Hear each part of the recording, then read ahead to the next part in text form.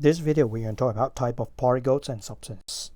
So for particles, actually we have three types. First of all, that will be atom. Atom actually is a neutral particles.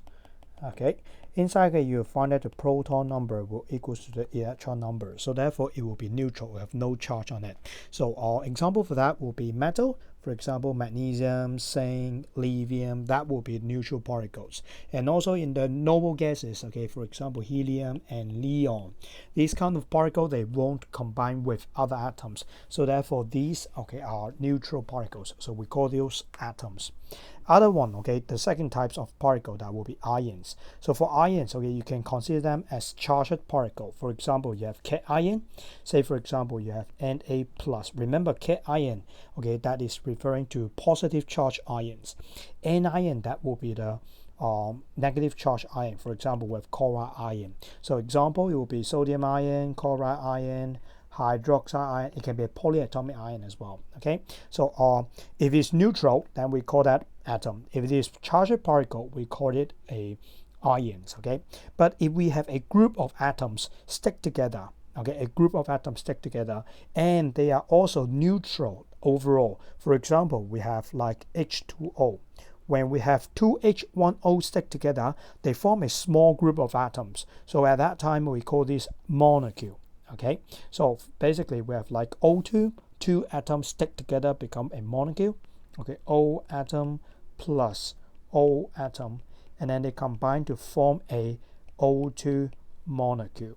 Okay, so these words are very important. Okay, so CO2, H2O, okay, or even for this one, this is glucose. Okay, all these are molecules. Molecules are referring to group of atoms stuck together and they are neutral. Okay, if they group together but they are not neutral, we still call that ions. Say for example, we have like SO4 2 minus. For example, with carbonate ion, so we can see that a number of atoms stick together, but overall they have an unbalanced charge right there. So therefore these, we call that polyatomic ions. Okay, so basically when you talk about particles, so you can use these three terms. They are atom, ions, or molecules to refer them. So for classifications of substance, whenever you have a substance, you can put them into this classifications. For substance, if they are made up of one kind of atoms only, we refer them as elements, one kind of elements. Okay, so for example, we have like one capital letter. Say for example, we have like Na. Okay, so this one capital letter, that is one form of elements. Okay, then that will be called elements. If we have like Ne, neon, okay, we have one capital letter, that we also call elements. But okay, you have to pay attention to that. Okay, even it is O2, okay, or S8, okay, they're also one kind of atom. Okay, one kind of atom. Even they are not only one atom, okay, we still call these elements. Okay, so as long as one capital letter, we put them into elements category classifications. Okay, and then if we have more than one kind of atoms, okay, that means more than one capital letter, we put them into compound category. Say for example, we have like just like the one we mentioned, H2O with two capital letter, CO2 with two capital letter, MgF2, okay, we have two capital letter, or we may have like sodium sulfate with three of them. Okay, then we call this compound. Okay, so for elements, okay, we can further divide them into two categories. One will be metal, or the other will be non-metal. So right here, okay, we'll have like Na belongs to the metal one. Okay, and inside we have like metallic bond between the atoms. Okay, but this one, okay, we'll talk about this later. Okay, and then we have non-metals. Okay, so for non-metals, it may be NeO2S8. For these atoms, okay, eight of the S atom, how can they stick together? Actually, we are using covalent bond, okay, to hold these atoms together.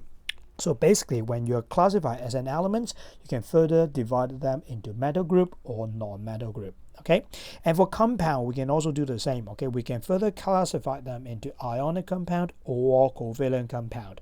Ionic compound, we talk about between metal and non-metal. Say for example, right here we have a metal, magnesium, non-metal, F2. Okay, so therefore magnesium fluoride, it is belonging to the ionic compound. Say for example, we'll have like copper to iodide, okay, or if, for example, with potassium nitrate, all those, okay, are the ionic compound. They form between ions, okay, cation and anions. But for covalent compound, we're referring to the covalent bond, okay, formed between non-metals only. Say, for example, between non-metal element H and O, they stick together. Say, for example, we have like H2O.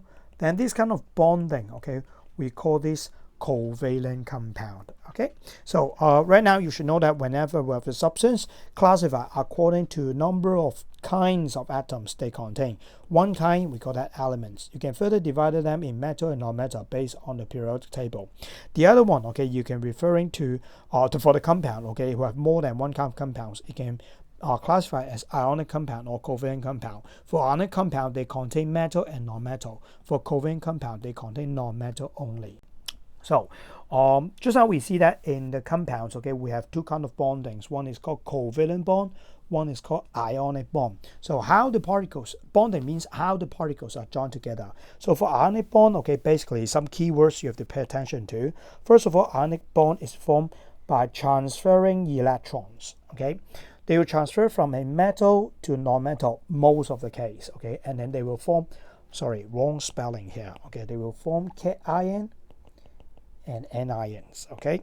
So for forming cation and anion, then what next? Okay, for cation and anions, because they are positive and negative, so these opposite charged particles, they are held together by electrostatic force, okay. So just give you one examples.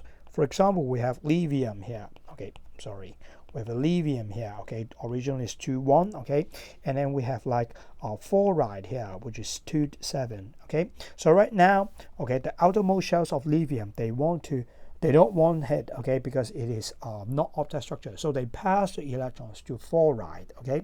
So for lithium, after they losing one electrons, okay, they will become lithium ion. This is a cation.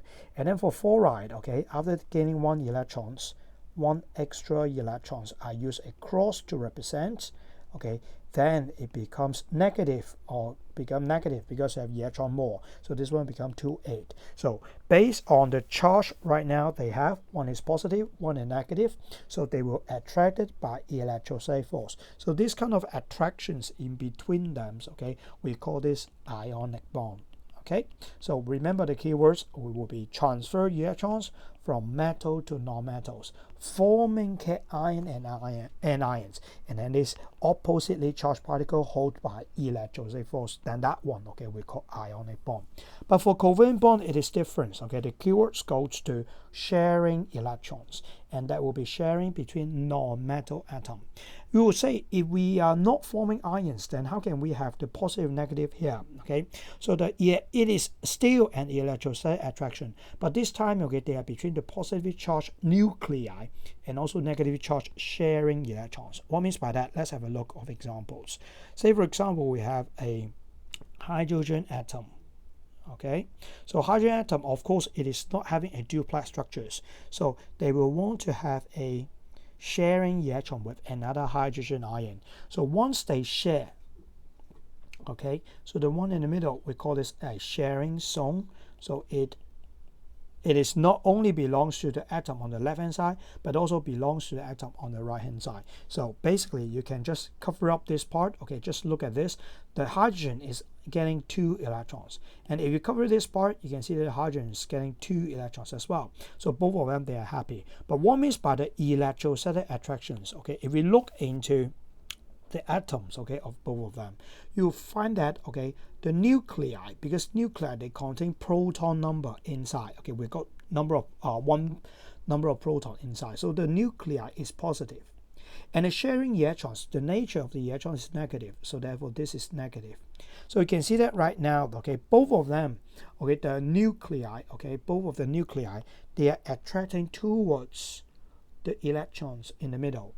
Okay, so you just imagine there are 2 kids, okay, there are 2 kids here, okay, both of them, they love the same pencil case, so they are just grabbing the same pencil case, okay, so A love the pencil case, B love the pencil case, so therefore in this moment, okay, A and B just like sticking together, so just like this one, okay, so that will be an electrostatic attraction because you can see the charge, Okay, so we have positive charge with negative charge. So it is still an electrostatic attraction, but this electrostatic attraction is between the positive nuclei, okay, this is the nuclei, and also the negative charge sharing electrons. So electrons in the middle, you call it a sharing electrons.